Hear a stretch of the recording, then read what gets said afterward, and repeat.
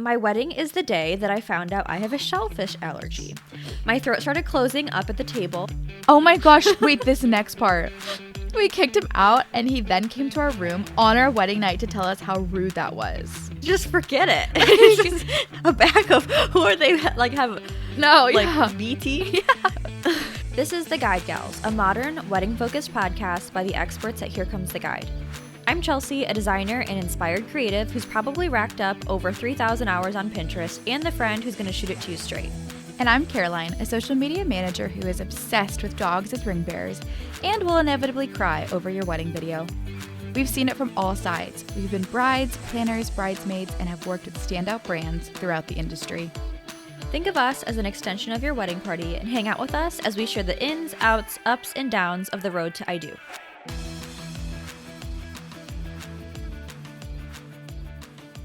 Hey everybody, welcome back to the podcast. It's actually been a second since we've recorded. If you've listened to our past episodes, sometimes we talk about things that are going on in the summer and you're like, hey Caroline and Chelsea, it's actually January. That's very true. We did record those episodes earlier, so it's nice to be back into the swing of things and just to be back in your earbuds today. Just starting out, we did batch like a whole bunch of content. But yeah, I'm excited to kind of get back into a regular flow of things. But it is February right now. If you're wondering, that's where we're currently existing. Yeah. Today, though, we are going to talk about some wedding horror stories, which I'm really excited to jump into and talk about because I'm sure if you're planning your wedding, you've already thought about some of the things that could go wrong on your wedding day. Yeah, and obviously we don't want anything bad to happen. We emphasize planning to try to make sure, you know, that things run as smoothly as possible. But either way, it seems like if something can go wrong, it will go wrong. And we can always laugh together about these things. I'm so excited for this episode. Of course, we totally sympathize with these wedding horror stories. And the silver lining here is that there is humor involved. So we can all laugh together. Yes, yeah, and about it. Hopefully these stories will be an encouragement that you can laugh at these things instead of crying over these things, because at the end of the day, yes, it's going to be okay, for sure. Yeah, it's going to be fine. One thing that helps me feel better about any like horror stories, even this morning when I was trying to set up, I was having a difficult time, piecing things together. And the one thing that's holding me together is my coffee. So we are, of course, going to talk about what we're drinking this morning, because we always do. I think I talked in a recent episode about how I hardly ever go get coffee or order coffee, but this morning I needed to, and I was telling Chelsea before we hit record that I was feeling like a sack of potatoes, a can of baked beans, I'm not feeling quite together this morning, and that happens sometimes. So this large cold brew from Dunkin' with caramel and toasted almond, that's what's helping me get through right now. So the toasted almond sounds really good. That sounds, yeah. I like anything that's like the nutty flavors, I've realized. Yeah. Like Starbucks at Christmas has that chestnut praline. My favorite. I really like that. This is a home coffee. It doesn't look like it, but my special trick is that I will get a coffee at a coffee place and then I will save the cup and wash it out. It's probably not that sanitary, okay?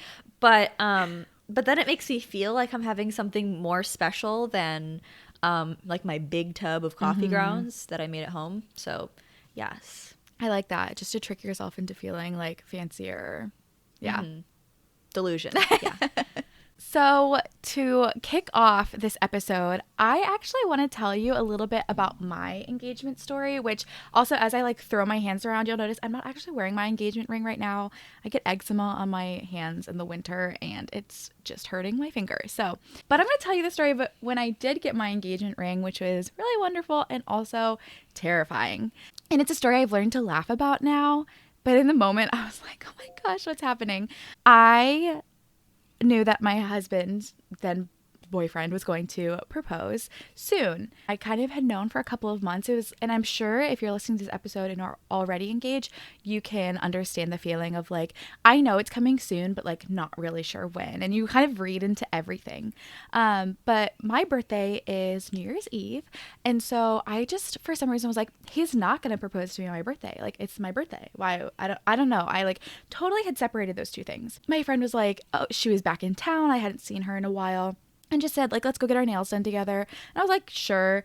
But I had always said that I wanted like burgundy or like a deep red nail color when I got engaged, because of like my skin tone, and I was getting a white gold ring. I wanted that to like look really, I don't know. I just had this like vision for it. Blah, blah. Didn't end up getting dark red because I was so convinced he was not going to propose on my birthday. And I was like, I'll just get my nails done, like redone next week if I need to. So I get like this light pink, which is not close at all. Great. So this is just to prove like I had no idea what was going on. He takes me out to Hibachi. We go shopping. We're on our way home. And because it's December 31st, I live in Pennsylvania. It's cold and it's starting to get into the snowy territory, but not yet. It was on that brink of when things start to freeze, which is really where things go wrong. So we're driving back from going shopping, and unbeknownst to me, we're driving back to the place where I'm about to get engaged. We hit black ice. We spin out. We hit like the inside guardrail underneath a bridge, bounce back and spin out of that. And thankfully we were facing the right way, so we could just let the like car like cruise off onto the side. All I said during this was like, we started spinning and I just went, oh no. That was it. Like, neither of us screamed. We were both just like, we don't know. Thank goodness we didn't hit anybody else. Thank goodness. Like, everything happened the way it should have for like a car crash. Like, obviously we didn't want it to happen ultimately, but it ended up being that the car was totaled. All we had was some whiplash. And we were just like stranded on the side of the road. Now my friends and family do live pretty close. So I called, I called AAA. Luke was calling somebody to come pick us up, but he was also calling my parents to say, we're not going to be back to the like after engagement party in time. Like, we're going to have to push the timeline back. He also called the photographer who was going to be there and was like, I'm so sorry. We totaled the car. Like, give us some time. So I had no idea who he was talking to because I was talking to the tow truck and like telling them what mile marker, blah, blah, blah. So for me, I was like, oh my gosh, I'm just so glad we're okay. And Luke was like, am I about to propose on the side of the road right now? Like, he was freaking out. I think the adrenaline from that and from the fact that he was like getting ready to propose, I can't imagine his feelings. But at the end of the day, it all ended up being totally okay. I ended up finding out because my mom and my best friend came to pick us up. And I was like, why are you two together? And I like held it in suspicion just for a little bit because I was like, oh, maybe it's just like a surprise birthday party. But once we pulled up to the location where he was going to propose, I knew immediately. Yeah, that's the story of how I got engaged, totaled a car, almost died on the same day. That's a really exciting. It's really exciting stuff. Exciting, horrifying. We did end up getting like, it was totally covered by insurance. We got a nicer, newer car. It actually ended up working out. But yeah, in the moment, horrifying. And I'm sure especially even more so for Luke than for me because I didn't quite know what was going on. At least it has a happy ending. It does have a happy ending. But so that's just my personal story. Now we're going to share some more stories from other people that have submitted them to us. So if you have further questions about them, we may not have all of the details, but if you have questions about these stories, like, we're happy to ask the person. If you want to comment on this episode, send us a DM, go to our site, drop us a line, whatever. But we're just going to jump into some of these stories now. Yes. Okay. I'm really excited about these. Okay. My first one that I'm going to read is from Amy. This ended in divorce, but we did have a unique horror story. They eloped in Ireland, which is really cool. I'd love to do that. So we didn't have any guests attending other than the photographer couple that they hired to take the photos. So they were going to double as our witnesses. The problem, the morning of where they were staying in Ireland was right on the coast, and it so happens that the tide will cover the road at times. Oh my gosh, that's crazy.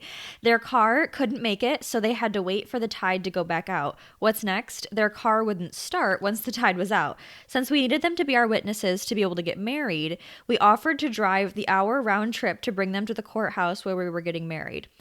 We arrived at 12:05 p.m. Our appointment was at 12 p.m. Originally, they were supposed to be in town at 10 a.m. Personally, I think the powers that were trying to tell me something, nature herself was like, stop, don't do it. I'll listen to the tides next time. Oh my Always listen to the tides. I mean, no, maybe that's true. Maybe it's not. But I mean, at least you got a trip to Ireland out of it. That's cool, right? Yeah, but I know for a lot of us, like especially for Chelsea and I, we're planners. We like to like have a timeline, know what's going on, and that would like really freak me out to be in a position where you're like, there's nothing we can do. Like you just gotta figure it out. Well, like running late, I am a person that runs late like pretty consistently, but I don't want to be running late. But then like the feeling of running late, like that feeling is awful. It's like so stressful. But then when you're running late and it's not because of you, it's because of like something you can't control, it like doubles it. Yeah. So For sure. yeah. There is a couple stories in here about exes or divorce stories. So I think we can laugh at them a little bit now, hopefully. But hopefully at the end of the day for Amy, it was like, you got a great trip to Ireland. That's really cool. Yeah. I don't know. Yeah. But the next story we're going to talk about also has to do with an ex. And Sarah shares that her ex is the horror. But a funny story, I was slightly / very specific on do and do not play for the DJ. She finally allowed herself to go to the bathroom during the reception, and as soon as she locked the door, the DJ started playing the Celebrate Good Times, Come On. And so she was yelling from the bathroom, he's not supposed to be playing that while in the restroom. I think she may have expanded on this story at one point and said that like she might have been with like her bridesmaids or something who were also like trying to calm her down. But I feel like if you are specific on the do and do not play, like don't do that. But that's a bad DJ then. I have to believe that like someone requested it. You know what I mean? But if it's still on the do not playlist, like don't play it. But yeah, I mean, come on. Even if someone requests it and you make a playlist, like you do that, like plays and then do not play. Yeah, that's because even if I don't know, I really feel like the couple should be able to say like, don't play this, do play this, and like be able to trust your DJ. I definitely had a friend who like we all notoriously are like, oh, her DJ, and she even is like, yeah, my DJ, who is just a little bit much. So yeah, horror stories can come from vendors, and even sometimes as specific as you are to try and avoid that, it still could happen. And so probably now every time Sarah hears that song, she'll probably think of that moment, and I hope she can laugh now instead of think about all of the stress she was feeling. Yeah. Okay. My next one is from Sarah Beth. She says, we had surf and turf for dinner. My dad's only asked during the entire wedding planning, so her dad really wanted surf and turf. And my wedding is the day that I found out I have a shellfish allergy. My throat started closing up at the table. I drank at least 5 glasses of water, hoping I could wash away the allergy. Then I took a random allergy pill someone gave me. She says, do not do that. I was sweating and shaking. Of course, I was trying to keep this whole thing on the down low. So as this is happening, I'm still hugging guests and making awkward small talk while wondering if I was going to pass out. The pill made me super tired, but I could definitely breathe easier. Haven't had lobster since. Yeah, I wouldn't have lobster again if I were you. So scary. That's like so scary. But I've done that before where I someone's like, oh, like here, I don't have a shellfish allergy, but I've had like where like I'm having allergies and someone's like, here, take this. And it's a Benadryl. And then you're like, okay, well, my day is over. Done. Like I can't stay awake. Yeah. That would be so scary. Such a scary way to find out. And I do feel bad because I'm a shellfish seafood lover. I would hate to have that happen. Yeah, and me on your too. wedding day. That's scary. Okay, so this next story comes from Jess Bree. And Jess Bree says, the date was October 15th, which in the Central Valley of California is normally very nice weather. Starting to cool off, but still nice. But my all-outdoor wedding venue was expecting to have rain, wind, and hail. We frantically called all the local tent vendors, and everybody was doing the same thing, and nothing was available except this run-down kind of junky option that was too small. So we have to rent 2 of them, and also drown another few $1,000s we also don't have. On the actual day, the wind gusts were 40 miles per hour, and rain and hail and thunder were insane. It's California, people. What was happening? Our ceremony arch was destroyed and the tents were anchored down. Another fun thing that happened was in the middle of the night, my soon-to-be groom at the time And one of the groomsmen got in a verbal argument that apparently was so bad the groomsman left in the middle of the night to drive back home to Reno, which is 3 hours away. He wasn't coming back. The next morning, they were scrambling with a backup groomsman and even ran to the local Kohl's to get him some attire to wear. Oh my gosh. Just forget it. It's just a backup. Who are they, like, have, No, like, yeah. BT? Yeah. Who's on standby for that? Yeah. Good for the person who was on standby, though. I mean, hey, Yeah, that's nice. I guess. Meanwhile, when us ladies were getting ready, my photographer, who was my cousin, tip, never hire family, she forgot a memory card for her camera. So one of my bridesmaids had to take her all around trying to buy one last minute while we got ready. Fast forward to right before the ceremony. My photographer's husband was drunk, and he also doesn't really get along with my family. So about 5 minutes before the ceremony, my uncle, remember the photographer's her cousin, ends up getting into a physical altercation with my cousin's husband. There was pushing, maybe some tumbling, not sure. My cousin is bawling, and we are about to walk down the aisle, and she's in no shape to take photos. We delay 10 minutes and then resume. Meanwhile, I chugged some champagne in the limo because I can't make that stuff up. She doesn't use the word stuff. We get married. Everything is going fine. Food was amazing. Shout out to the caterer. The venue decides to be sticklers, and they won't let my guests bring out a bottle of wine to the table for dinner. I paid hundreds of dollars for wine. It was at a winery. They wanted guests to go outside of the tent in the wind and rain and hailstorm to the tasting room to get a mini, small, very small glass of wine. I was pissed. My guests rallied together and each started grabbing 2 glasses, each person, and passed them all out to the tables, so that helped. The venue didn't... Teamwork. Yeah, oh my gosh. I can't believe they were such sticklers with the rain. Like, everything else they were already going through. I cannot believe that. The venue didn't even send us a bottle of wine after the event. I thought that was a bummer. To end the night, we had to have everything cleared out the same night, so we all rallied together in the rain to break down and pack up. When our sober driver was taking us to the hotel room on our wedding night, my cousin's drunk husband chased us down and jumped in the back of the pickup truck, wanting a ride back to the hotel. We kicked him out, and he... Dude. Oh my gosh, wait, this next part. We kicked him out, and he then came to our room on our wedding night to tell us how rude that was. Also, she tells us that her friend, who was a bridesmaid there, can also fill us in on any of the details and was a witness to all of this. That one, like, didn't stop. That just kept going. Oh my gosh. Just breathe. Whoa. I don't know. Someone's got to lock that guy up. The guy that's jumping in the back of the truck. And they're not like 1, but 2. Wait, no. Okay, I guess the groomsman wasn't a physical altercation. That was like an argument, I guess. Whatever. Sure. Family members fighting. The rain and like the weather already being awful. The memory card. The wine. The cousin's husband. Oh my gosh. Yeah. I mean, the silver lining that I can identify is, I guess, just, the rest of your family and friends rallying together for the wine and the cleanup. That's so true. They seem like gems. But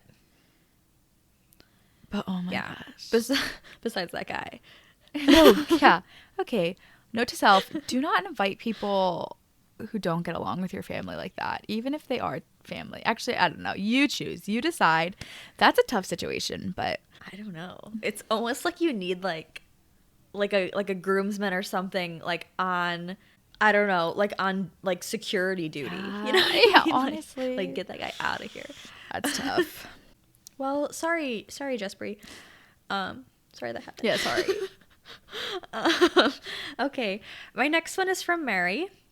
She says, our wedding 19 years ago really went quite smoothly. She says, but my most embarrassing public moment occurred when my dad dropped me on the dance floor during our father-daughter dance. Oh. Like, dipped me backwards and dropped me. Seeing all of my bridesmaids' gaping mouths was confirmation for me on just how bad it looked. No. Well, hopefully you didn't get hurt. Yeah, that's on your dad. So sorry. Those moments. Shoot. Yeah, those moments are always, I mean, I love those dances. I really do love father-daughter dances. But maybe, maybe practice those things beforehand. Don't just whip it out like on the dance floor. Don't like think like If you're okay, yeah, if you're gonna do a special move, yeah. like maybe Yeah. And don't like at least communicate that you're gonna do it at the very right. And for whatever dance, if you're doing like mother, son, father, daughter, whatever, communicate like with your parent, like don't try that. Don't like happy to practice if you want to do that. Don't do that on the day of. Well, when I first read it, she said dropped me, and I was imagining that her dad was trying to like lift her. So I was like, something crazy is going on. But I mean, I feel, Mary, I think it could have been worse, okay? It could have been worse. Yeah. At least you didn't fall that far, you know? Yeah, and you didn't hurt yourself. So again, silver linings in there. Silver linings. Yeah, we'll point them out. Okay, our next story comes from Lauren. And Lauren says, our wedding day was a little cray. It poured rain. It was an outdoor only ceremony. Finally had a 20-minute break in the rain, so went for it, but I couldn't find my shoes, so we got married barefoot. And it started raining during the ceremony. We all got a little wet, but it worked out. But the best part, we forgot the groomsmen ties at our apartment. So Taylor gave our friend a key to the place to go run and grab them. Somehow, while getting into their convertible, our house key flew out of their fingers and into the AC vent. Oh my gosh. I can't even imagine how that works out. But after trying to disassemble their car, they decided to just go and beg my apartment manager to let them in our house. He said they knew better than to tell me what was going on and ask for my key. I didn't even realize the ties were MIA. She finally agreed and let them in only because it was her anniversary and she got married at the same venue at us. So that was kind of meant to be. Okay, I do like that little detail at the end. That's so freaking cute. But how? How does that happen? I kind of love getting married barefoot, though. Like, so, I don't know. That's kind of iconic. It's kind of cute. I think that is cute. It's for the right people and also probably the right place. If it's outdoor, I'm like, yeah, I can get behind that. Yeah, yeah. I don't know if I would do indoor barefoot. No. To each their own, though. I was like, I was supposed to get married in like a hundreds some year old chapel. That would have been weird. Yeah. So, but I had a friend get married like in the woods and was barefoot. Nature. Yeah, works for them. Yeah, still trying to figure out how that gets in the event of the car. Yeah, right. Like of the car. Right. I don't understand. No, I don't get that. It would have to be like the perfect. Yeah, it's seriously like everything. How would have to work out so well to go that bad. Like, I don't know. But good for the groomsmen for like really figuring it out. Like I love the thought process of like, no, I'm going to make it work. I'm going to talk to the apartment manager, and like what a cute story in the end that, you know, that she was willing to because of all of those connections. But also probably a good thing not to tell Lauren what was going on. Cause at that point I would just be like, you guys are all crazy. I mean, forget the ties, you know, like, yeah, forget it. It's going to be okay. Yeah. Okay. I have one more story. This one is from Delane. She says, this is a crisis averted story. So great news. My dad and stepmom got married in Mexico. We all met in Arizona to make the drive into Mexico together. When we got to Arizona, there was news that there had been a horrible storm in Mexico. This is a very common theme. Lots of weather. Yeah. The roads were closed. They told us no way we could get through because everything was flooded. This was the front desk at the motel. She says we were with people from all over the country in some ghost town in Arizona at a tiny motel. Just like, what do we do? My stepmom, who is the queen of Hakuna Matata, was not worried at all. We waited a few hours and she said, let's go. We all assumed that they would make us turn around when we got in, but nope, they let us through. We had to drive through some giant puddles, but it wasn't even that bad. We got into town and all the shops and restaurants were cleaning up and dealing with water everywhere. And then it ended up being a wonderful wedding. Oh, good. And I'm glad you weren't stranded in like what I assume to be like a desert. Yeah. You know? Like I don't really know Arizona well, but it seems like you were like in like a tiny little desert town. Oh, I'm like, sure. That's kinda, Yeah. seems spooky to me. Yes. And I think this is such a good one to end on because I think it really highlights one detail that I think turns horror stories into things that you can laugh at later. And that was how Delaney talked about her mom's or her stepmom's attitude of like, let's just do it. Let's go for it.